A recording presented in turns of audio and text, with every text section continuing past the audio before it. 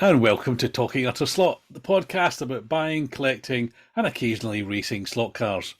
I'm Scott, the one who thinks taking a magnet out is all the tuning a slot car should need, and I'm joined as ever by my co-host, who's here to tell you what we're going to be talking about this week. Genuinely, Pedro. You want me to run through that? That's outrageous. We didn't agree that. We're going to be talking about, and I'm looking at my notes now, dear listener, and indeed, dear viewer, how shocking is this that you can now see our ugly mugs? Shall I just explain? And I will just explain.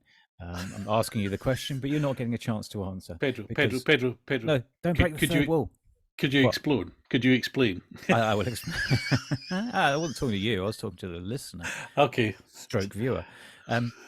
Last week... Don't stroke the viewer. We haven't got a lawyer. Don't stroke the viewer. That might be what the imaginary Canadian is imagining. Last week, I accidentally clicked the wrong button and we ended up recording ugly mugs. And so we let it ride because Scott was working on me for a while. He maintains he wasn't to do this malarkey, and I steadfastly refused until I finally agreed that we would, if we did it as a podcast, then our faces wouldn't be seen. Our faces aren't being seen anyway. It's only the two Americans, the imaginary Canadian, the guy in Scandinavia, and a Frenchie, I believe. Anyhow, we've decided, for no real reasons, to keep our mugs on screen. So, dear listener, here is my face, here is Scott's face, and what we're going to be talking about today, briefly. Thank God he's got back to the point. I could stop now if you want. I've been doing some painting. I've been doing some stripping for now. I've got some decals I put on my Polo car. We want to say send best wishes to George Turner. I don't think either of us have ever used his products, but we wish him well because we've heard he's poorly sick, but recovering, I believe. I ordered a thing, and a thing arrived in the post. Scott, I can't remember what you were going to talk about because obviously this is all about me. Well, as ever. No, I got a thing in the post, and I'll give you a quick preview of it on visuals. I'm holding it up. Whoa! Dropping. Holding up and dropping. That's why they pay their subscription money. This is what I do. And it's a Ninco Alfa Romeo DTM in Martini livery. Hold it up, my little buttercup. I'm holding it up. It's holding it up. There we go. Are these stickers in a good state? They do look like they're in a good state. Printed. It is printed because I think this was slightly later. Yes. No. Is mine printed? I thought mine was I don't decals. know. Maybe it is. Okay. Anyway, I've been, as regular listeners will know, I've been buying and enjoying old Ninco DTM cars. So, and one of the notable gaps in that grid was a Martini Alfa, now filled. So I'll be talking about that, and I'll be talking about the arrival at last of the big green truck from Carrera with the Union Jack on the wing, which we got very excited about way back in show 1, I think. Show 2. Hang on. We did. What did it say on the side of it? Noble Order. The Noble Order of the Controller, I think. Is it the Noble Order? Is that? Are we allowed to mention the Austrian contact?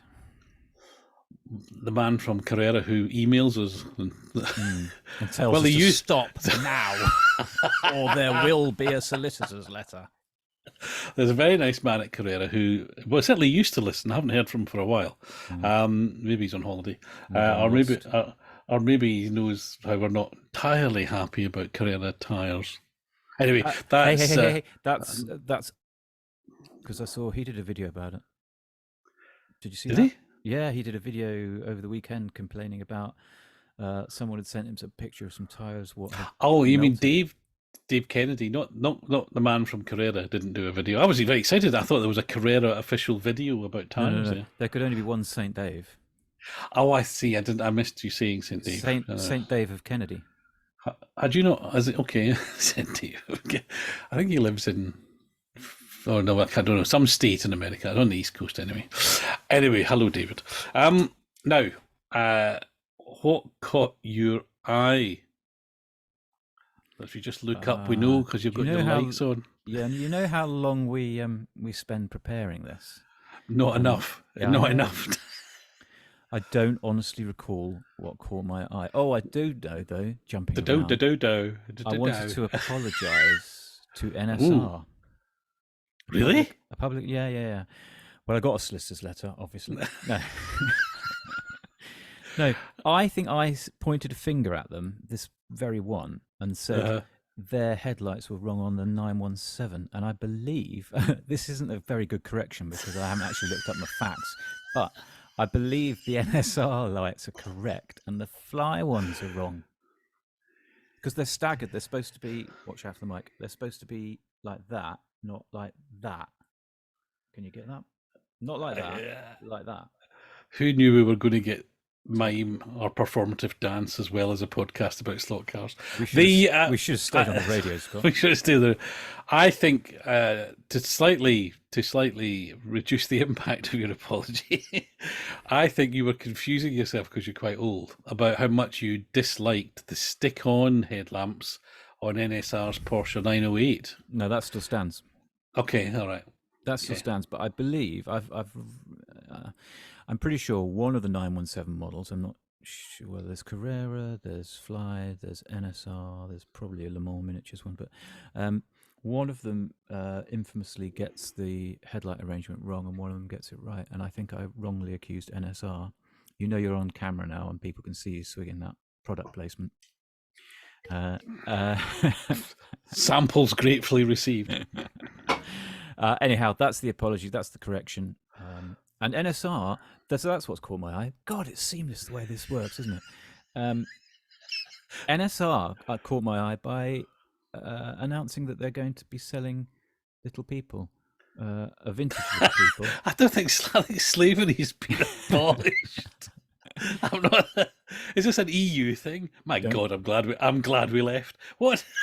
Don't call them dwarves. They don't like it. Little People, in a vintage style and in a modern style with their crash helmets, which I thought I struggle with NSR because I really don't like decals for headlights. I don't like the slotification that they do.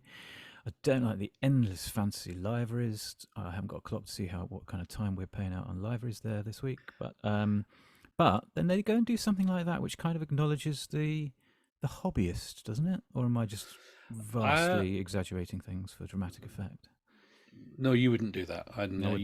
You wouldn't do that. But interesting you mentioned that because friend of the show, Who? Jean Lefebvre, he has just put up something on Slot Racer forum, I think. He's doing little drivers. One's a Trans Am one and one's a classic Formula One, which I presume he's 3D printing because he has been 3D printing chassis and stuff like that. Yeah, grubby man. What? He doesn't like 3D printing before anyone. Yes. What? Who's this friend of the show that I don't know? Have you got One friends thing you're not telling me about? Yes, I definitely have. Do you remember I went to Worthing and there was that really great experience in the cafe at the back, the big racetrack? All went up, played, and you. Oh yeah. Johnny, yes. Well, he's called Jean. He's got. Oh, is he La Belle Française? Or possibly Swiss or Belgium or something. I don't know. I didn't know that. Because the way see, if you came out more often rather than only going to Oxford, if you came to some other clubs occasionally, you'd know these things. Anyway, he is doing little figures, helmets, goggles, one for Formula One and one for Trans Am, I think. I'm sure there'll be others. But 3D printed? I don't know. I'm guessing. I mean, I don't always read all the Facebook posts that run in front of my eyes. I just look at them and go, hello. But I think he must be 3D printing them. I can't imagine he's set up a tooling for injection moulding. Please tell me you don't genuinely say hello to each post that appears in front of you. Hello. Hello. Sometimes, it could be a very, hello. No, I can't do that, you see. Ding you dong, can do it. hello. Okay, go do it. Do what? Do what? It was good. Give us a salacious 60s, oh, hello. I can't now, I'm asked to. Hello, matron. That's not hello. Anyway, that's what caught my eye. And if you look carefully, look what catches my eye there. Aliens, the Mysterons. Mm. No one will understand. Well, actually, I don't know how well Captain Scarlet sold overseas.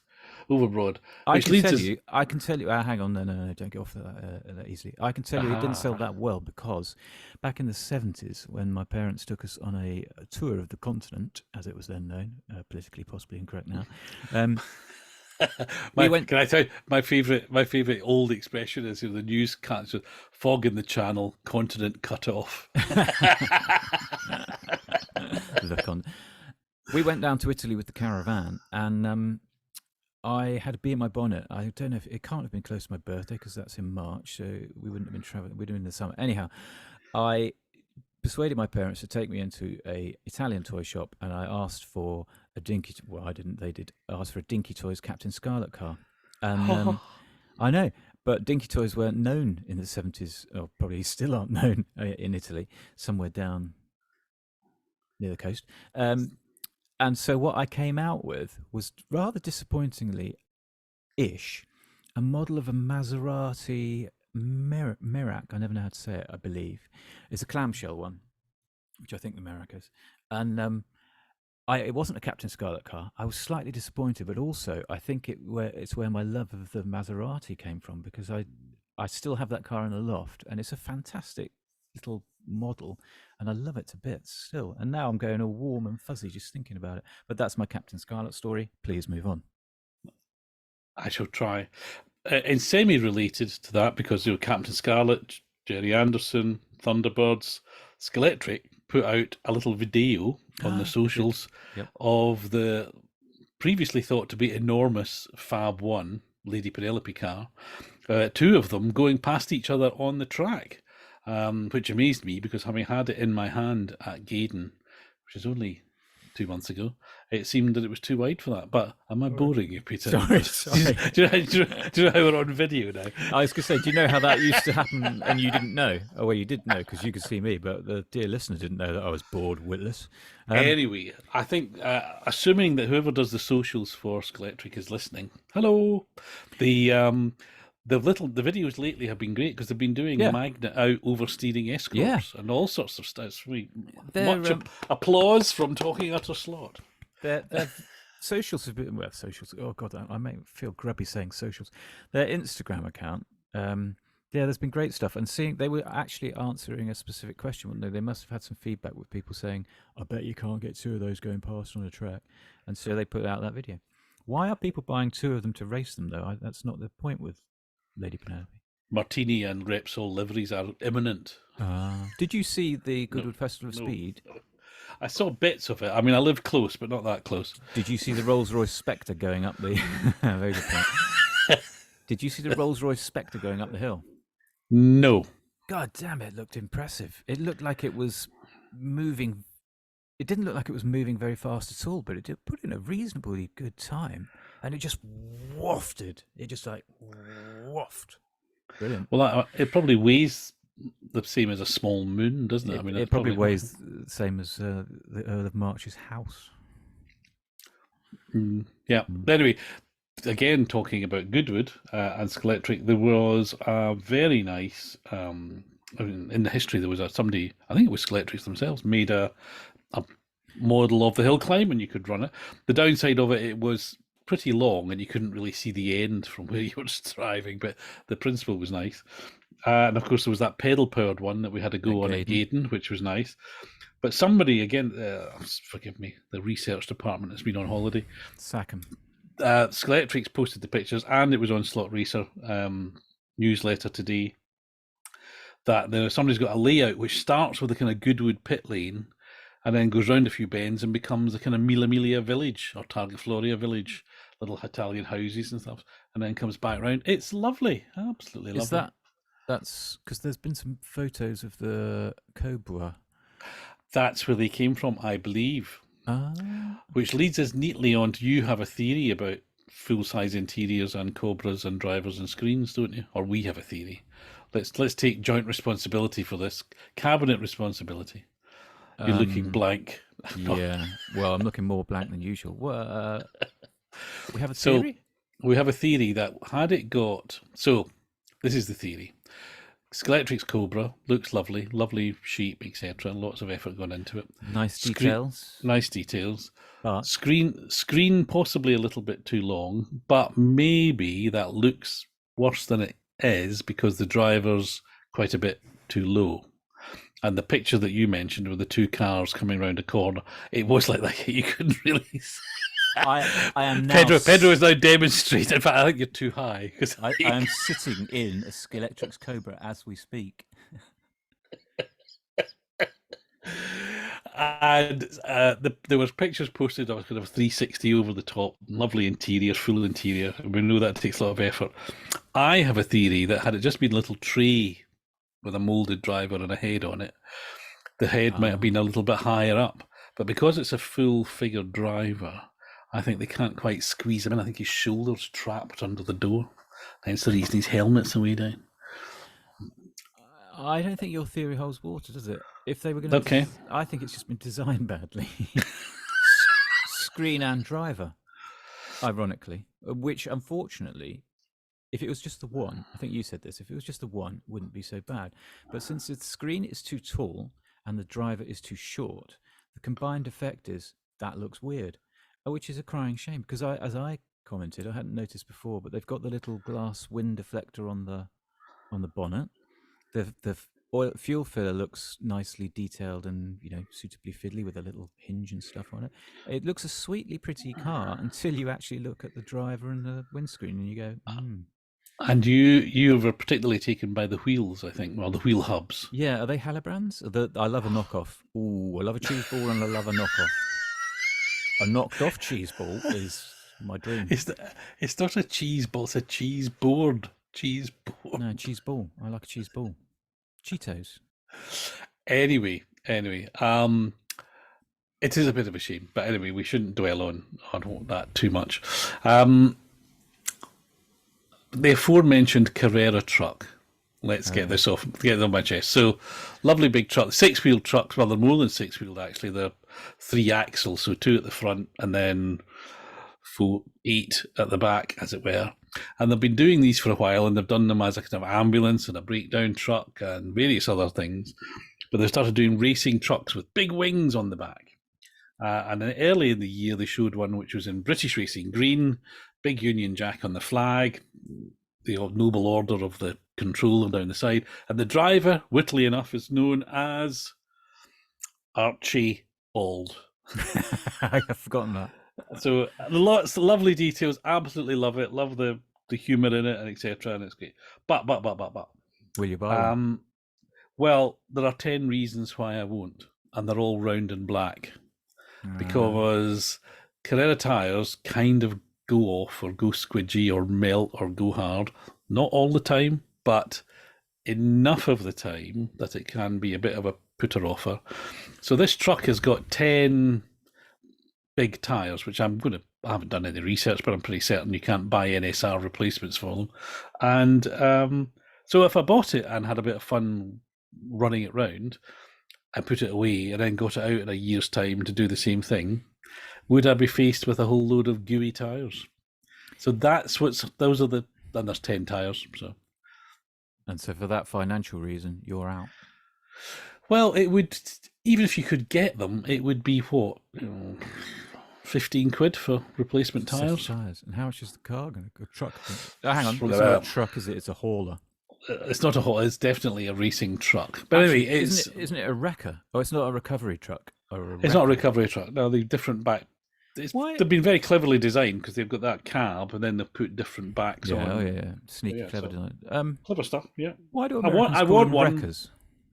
Because they pick up wrecks, breakdown trucks. I know, but it implies that they wreck things. Well, it is. It's a wreck. It's just. Yes, but it's a wrecker. It goes around wrecking things. Anyway. No. Is this a new thing with a new feature of Carrera tyres, or have they always done it? Because I remember Fly went through a period of doing that. And indeed, this is the reason why I am currently engaged in an ongoing project of eating ice creams. How intriguing. Tell us more. Since you ask, I will. So, And pay special attention to describing the flavours. If you may. oh, salted Is it? caramel every time. Is this, you know how you thought you would remove paint by dipping cars in beer? IPA, Have you misunderstood something about ice cream? I'm propping all my cars up on ice creams. It's making a hell of a mess. Looks good for a while and then And they melts down. it looks like they're in mud. I'm eating ice creams, too many, saving the sticks, more American madness, the popsicle sticks, as they would say.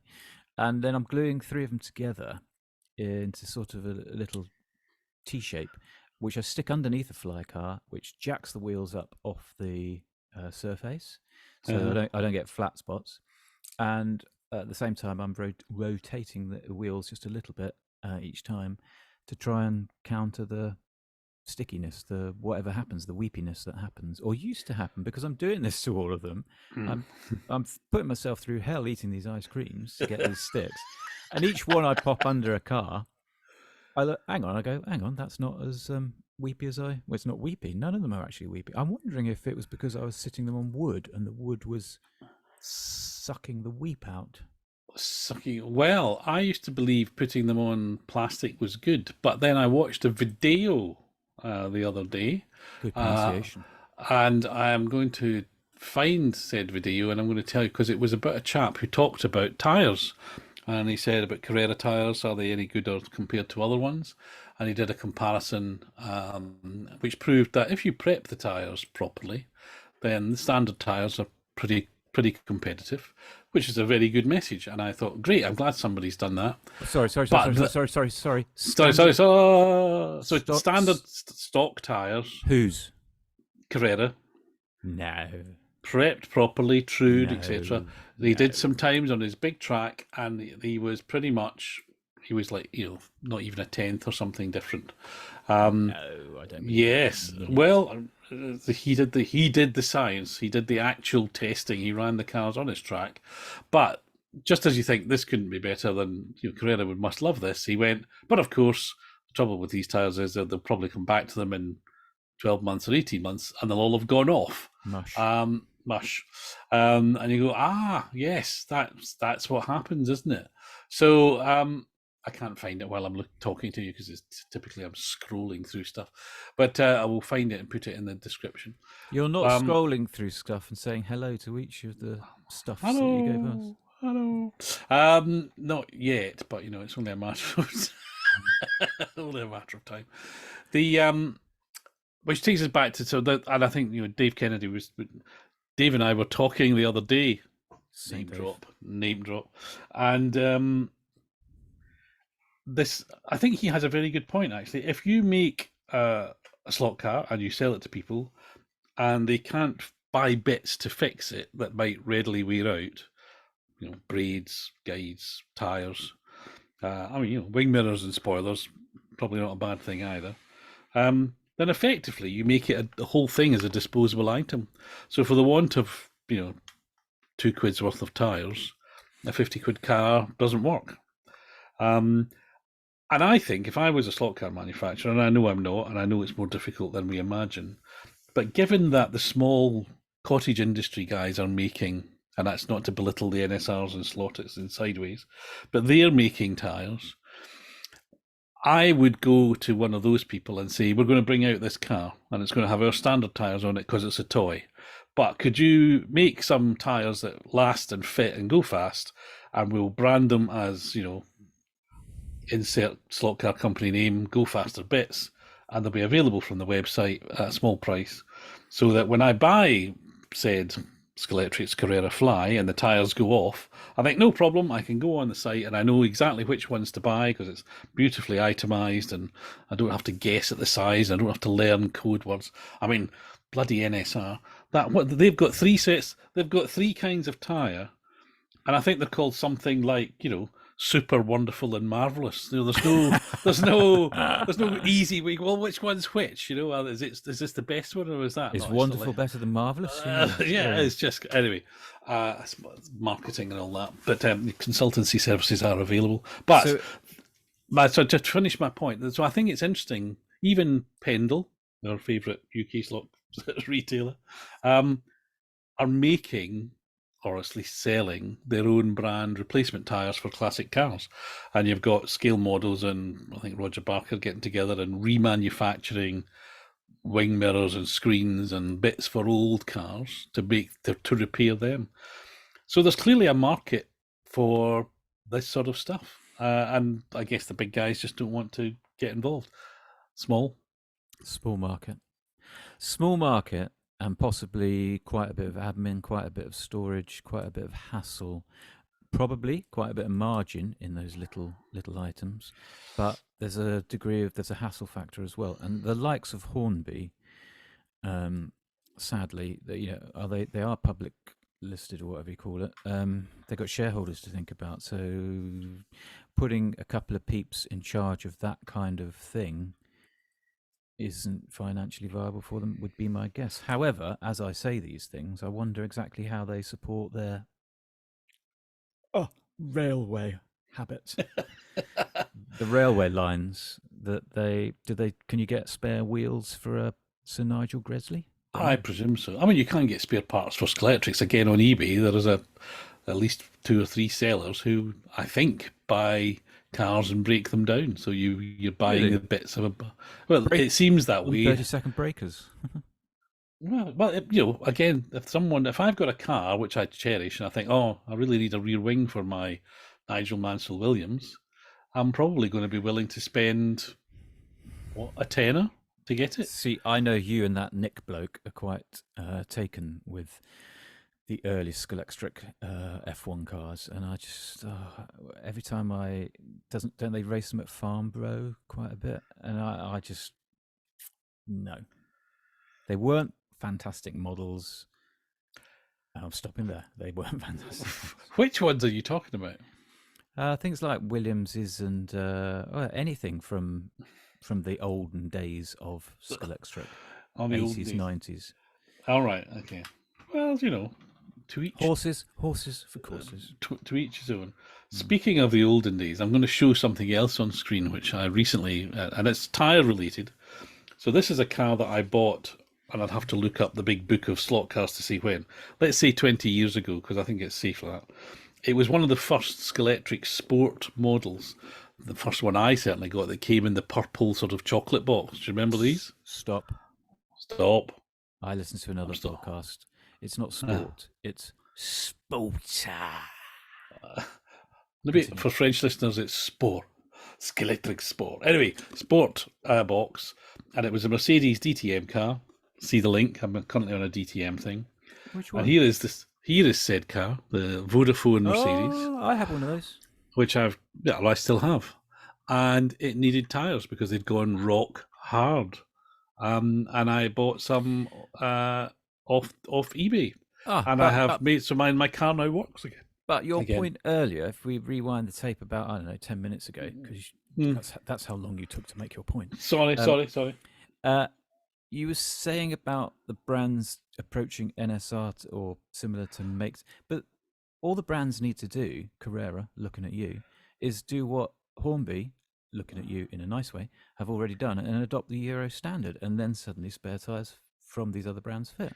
Yeah, well, yes and no, because take the big green truck. It's got it's a unique size tyre on there. They're not going. That for a fact. No, well, that's what I'm saying. I'm looking at you because I think what was it that gorgeous model of the big. Was it 300? The big red Merc. The AMG, the AMG. Which I so dearly wanted.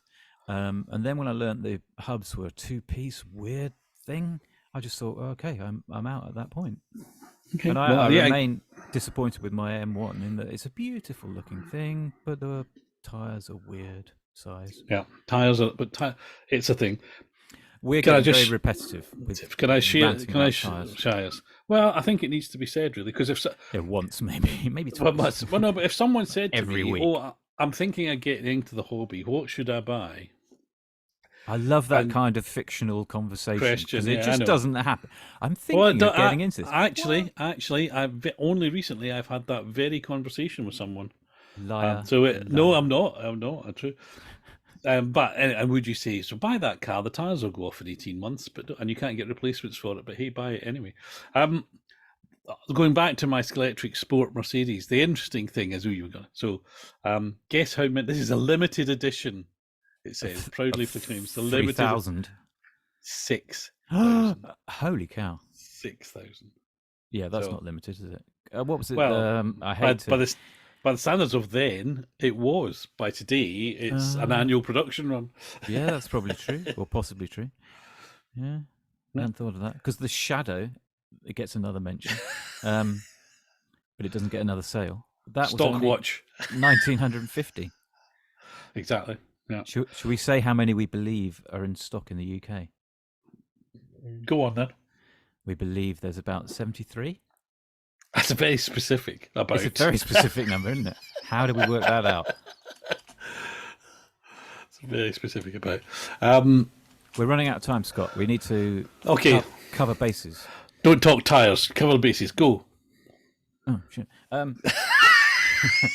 I've been painting stuff. I've been painting a lot of stuff. I was stripping paint because I love zero paints. I absolutely love them. But I had completely forgotten that I hate Halford's white primer and that metallics can be tricky. So I used some Halford's white primer and I painted some metallics. And I just couldn't stop an odd effect. I can't describe it, a weird mistiness happening. So I put 3 coats of paint on it, 3 separate sessions, so it probably had way more coats of paint than that. And in the end, I just lost my rag and hurled it at the IPA, stripped it down, painted it in Halford's grey primer. I have subsequently repainted it. There's still a small issue, but I've now gone over that in black, and I will then repaint it one more time. And in the post this morning, oh, look how prepared I was. Look what arrived for me. Oh, Dickel.d, Yeah, whatever that is. Yeah. Check that out. Oh, Topical Mercedes. Yeah. It's a green car. So the reverse modelling is working. You bought the paint to save postage. Yeah. Then you've got the decals. Yeah. And now you've got to invest in a white kit. I've already got the white kit. All right, okay. That was just in stock. There may be 70 odd Shadow DN4s on the shelves in the UK. There's at least 70 white kits on the shelves in Oxford. Other bits of painting, quickly. Show me. I couldn't Oh, live. That's Skull Auto's work, not mine. But I couldn't, I was about to heap praise on your handiwork. I couldn't live. I did that. The guy who painted my Lexus is active on Instagram, and he put up a picture of Coca-Cola 991. And so I commented, "Wow, your decals are looking really hot." Samples. And he replied, "No, I haven't painted this one. This is a Scale Auto car." Oh, make me look stupid. I couldn't live with the fact that the chassis on this is grey, and so there were grey bits sticking out at the front and on the diffuser in the rear. So I had to paint that. That jumped the queue and got painted. And now, isn't that pretty? I will update my camera, my laptop. People now we're doing video, but isn't that just a good? This, I hate to tell you, this in my hands is car of the year. Right there. Oh! It's been a while since we've had a. Get the board out. We need a literal board now behind us. Car of the year. Ain't that pretty? That's pretty. Why has it leapt to the top of Car of the Year? Apart from the fact it's just the one you've got in your hand. In my hands, yeah. Yeah. Well, yeah. Okay, that's right. So there's a hint, manufacturers. If you want to be Car of the Year, make sure you get something out of his hand. Look, Car of the Year. More. There's more. Oh, it's a spiker. I can't tell you why this is by my laptop, but it's by my laptop. Is it broken? Well, yes, because it's of that era of Scale Auto where they did, and it's slightly cracked at the back. I don't know why, because I loathe and despise the real car. I look at it and just think it's ostentatious stupidity, and apparently the windscreens crack or the roofs crack a lot or something. Okay. But I look at the racing version and just think, how beautifully mad is that? It is properly mad, isn't it? Well, you do like a lumpy, bumpy car. We've discussed this. Yeah. So it's kind of doing a thing. The other kind of car you like, and see if you can guess what I'm talking about, is green and black, and recently announced by Scalextric, and a penny drops before our eyes. Sorry, listeners. I should explain to listeners. Too late now, isn't it? We now do this on YouTube. We've always done it on YouTube. I used to spend hours putting little pictures up. Now you just have to look at us. So if you want to see, I'll put some pictures up. Oh, right. Don't worry. Okay. Anyway, tell us about the green and black Skeletric thing. Have you ordered one? I have ordered one. Oh. And what is it about it that made you hit buy now? I don't like yank tanks. So it is. It's a Camaro. So it's a Camaro. It's a Spa 1981 Camaro, I think. And there's just something. There's something about the shape of the front of a Z Camaro. Is it a Z? I don't know. I think it's a Z28, I believe. Z28. There's something about the front of them. There's something about that paint job, or that whole era. That whole era gave us such great paint jobs. So I had to have it, and so I've ordered it this very day. Okay. And next week, dear listener, dear viewer, I will wave it at the camera. Possibly a slightly sharper camera. Good. And will you race it though? Oh yeah. God damn it, yeah. No, it's not going on the shelf. Good. It won't race competitively in the inline class because it's too narrow. It's too this. It's too that. And I actually am contemplating the 3D chassis route, but I will leave it standard for the time being once it arrives, and then go from there.